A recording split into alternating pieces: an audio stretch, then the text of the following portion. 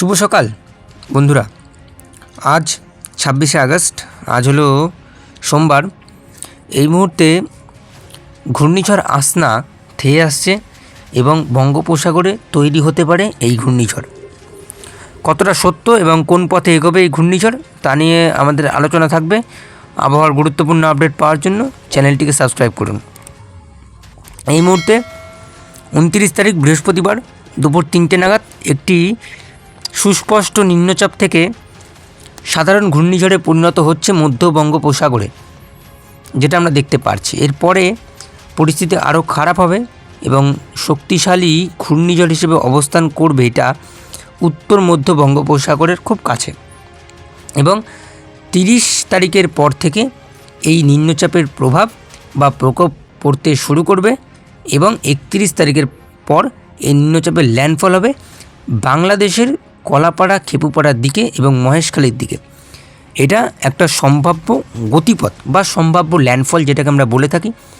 এটা সম্পূর্ণ সঠিক কিনা এখনও বলা যাচ্ছে না, অর্থাৎ বুধবার আসলে আমরা জানতে পারবো যে কতটা সত্য এবং কোন পথে এগোবে এই ঘূর্ণিঝড়।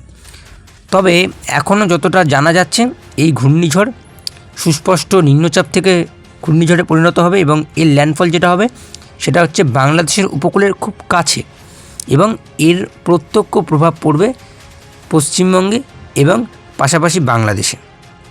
দক্ষিণবঙ্গের জেলায় জেলায় বৃষ্টিপাত থাকছে এবং এই ঘূর্ণিঝড়ের প্রভাব পড়বে। তাই প্রতিনিয়ত আপডেট দেব এবং আপডেট চেঞ্জ হবে, অনেকটাই চেঞ্জ হবে। তবে যতদূর দেখতে পারছি এই নিম্নচাপটি ঘূর্ণিঝড়ে পরিণত হওয়ার পর থেকে, আমরা যেটা বললাম বাংলাদেশে ল্যান্ডফল করার পর থেকে এটি পরবর্তী সময় নিম্নচাপে পরিণত হবে। তবে এই মুহূর্তে নিম্নচাপে বৃষ্টিপাত আগের দিন বলেছিলাম মাঝরাতে হবে, হয়েছে বৃষ্টিপাত মাঝরাতে ভালো লেভেলের এবং ভোরের দিকেও বৃষ্টিপাত পেয়েছি। সকাল এখন ঘড়ির কাঁটায় 8টা 9, এই মুহূর্তে দেখতে পাচ্ছি বেশ কিছুটা মেঘ রয়েছে দক্ষিণবঙ্গে, পাশাপাশি বাংলাদেশে। এছাড়া বঙ্গোপসাগরে মেঘের জমায়েত এবং মেঘ কভার করে রেখেছে পুরো গোটা উত্তর বঙ্গোপসাগর এবং দক্ষিণবঙ্গ সহ বাংলাদেশে। পরবর্তীতে কেমন কোথায় বৃষ্টিপাত থাকবে তা নিয়ে আমাদের আলোচনা থাকবে। এই মুহূর্তে সকালের দিকে আমরা বৃষ্টিপাত পেয়েছিলাম সামান্য ছিটেফোঁটা দক্ষিণবঙ্গের পাশাপাশি বাংলাদেশে, এবং এই বৃষ্টিপাত চলছে। যে নিম্নচাপের অবস্থান, সেই নিম্নচাপ এখন সোজাসুজি বলা যেতে পারে স্বাভাবিকভাবে এই নিম্নচাপ বর্ধমানের দিকে এখন অবস্থান করছে, যার জেরে এই নিম্নচাপের যে অক্ষরেখা সক্রিয় হওয়ার ফলে এর মোটামুটি প্রভাব পড়বে দুপুর 12টা নাগাদ চিটাগাং মহেশখালীর দিকে। এরপরে 3টে নাগাদ অর্থাৎ দুপুরবেলার দিকে যখন এই নিম্নচাপ সরতে সরতে ঝাড়খণ্ডের দিকে যাবে, তখন এর অক্ষরেখা আমাদের কলকাতার উপর দিয়ে বর্ধমানের উপরে বিস্তৃত থাকবে।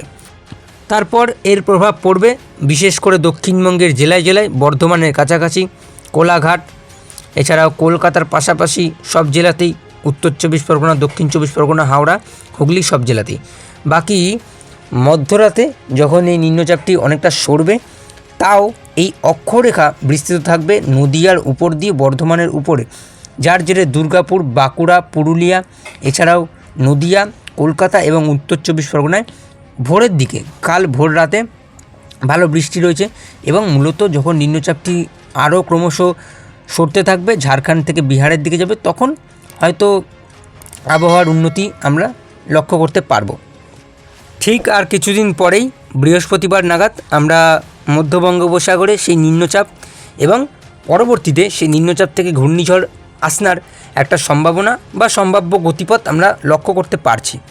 এখনও কতটা সম্ভাব্য এবং কতটা শিওরিটি আমরা দিতে পারছি না, তবে এইটুকু জানা যাচ্ছে যে নিম্নচাপ সৃষ্টি হচ্ছে এবং কোন পথে এগোবে এখনও পর্যন্ত বলা যেতে পারে উড়িষ্যা, অন্ধ্র উপকূলের দিকে এগোনোর একটা বিশাল এক সম্ভাবনা লক্ষ্য করা যাচ্ছে। আগামী 12 ঘন্টা, পরবর্তী 12 ঘন্টায় বৃষ্টিপাতের প্রভাব থাকছে নিম্নচাপের। বিশেষ যে মূল অক্ষরেখা সেটা বাংলাদেশ জুড়ে রয়েছে এবং যার জেরে কলকাতা, হুগলি, হাওড়া, নদিয়া, 24 পরগনায় এর প্রভাব পড়ছে।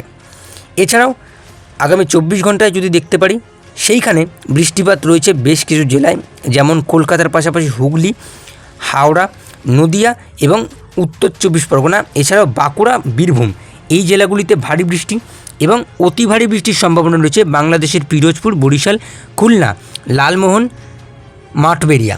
অর্থাৎ নিম্নচাপের যে প্রধান অক্ষরেখা, যে প্রধান গতিমুখ বা গতি অক্ষরেখা, তার জেরে কিন্তু বেশ বৃষ্টি লক্ষ্য করা যাচ্ছে বাংলাদেশে।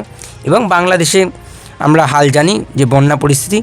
পরবর্তী 3 দিনে বৃষ্টিপাত থাকছে কলকাতার পাশাপাশি বিশেষ করে পশ্চিমাঞ্চলের জেলাগুলিতে, যেহেতু নিম্নচাপের প্রভাব থাকছে। বাকি উত্তরবঙ্গে হালকা মাঝারি এবং ত্রিপুরাতে একদম হালকা মাঝারি বৃষ্টিপাত, আসামেও হালকা মাঝারি দেখতে পাচ্ছি। পরবর্তী 5 দিন যেখানে লক্ষ্য করতে পারছি দক্ষিণবঙ্গে বুধবারের পর থেকে বৃষ্টিপাত অনেকটা কমেছে। শুধুমাত্র পশ্চিমাঞ্চলের জেলাগুলিতে একটু বৃষ্টিপাতের সম্ভাবনা দেখতে পাচ্ছি।